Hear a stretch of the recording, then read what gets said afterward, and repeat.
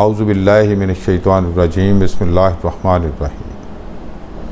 बच्चों की तरबियत करने के भी 3 असूल हैं। बच्चे अल्लाह ताला की नेमतों में से एक नेमत हैं और अच्छी और बाअदब औलाद आपकी निजात का बायस होती है। बच्चों की तरबियत के सिलसिले को हम इतनी ज़्यादा अहमियत नहीं देते। या तो हम बच्चों की तरबियत अपनी समझ के मुताबिक करते हैं, या हमारे साथ जो हमारे बड़ों ने किया होता है, जैसा हमने देखा होता है, हम बच्चों की तरबियत उसके मुताबिक करते हैं।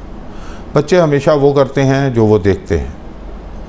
बच्चों का सबसे बड़ा मसला उनका हर उस चीज़ को करना है जो वो देखते हैं।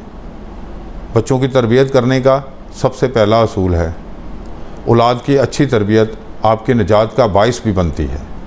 आपको बच्चों के अखलाक और अदब पर बहुत ज़्यादा तवज्जो की ज़रूरत होती है, जो आप बच्चों के साथ टाइम गुजारे बगैर मुमकिन नहीं कर सकते।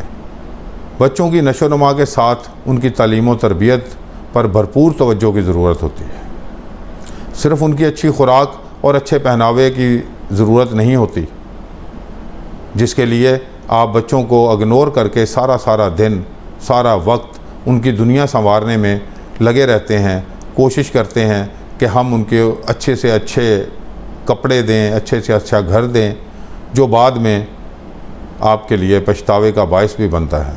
बच्चों के साथ टाइम गुजारना, बच्चों को टाइम देना, बच्चों के साथ रहना, ये बहुत ज़रूरी है और ये तरबियत के असूलों में से एक असूल है।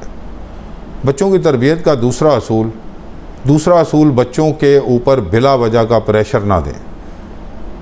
इससे बच्चों की ज़हनी नशोनुमा नहीं हो पाती।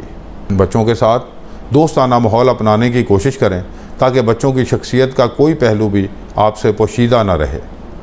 बच्चा कोई भी बात आपके साथ करने से पहले उसको सोचना ना पड़े, वो हर बात आपसे शेयर कर सके। बच्चों की तरबियत का तीसरा असूल है, आपकी शख्सियत अपने बच्चों के सामने एक हीरो की होनी चाहिए। आप वो काम कभी ना करें जिससे आप अपने बच्चों को महफूज रखना चाहते हैं।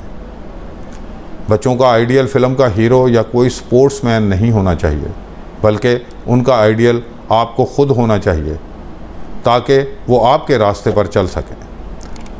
बस खुद को आइडियल बनाने के लिए आपको क्या करना है, ये गौरतलब बात है कि आपके बच्चे आपका ही साया लगने लगें। ये था आज का ख्याल यार।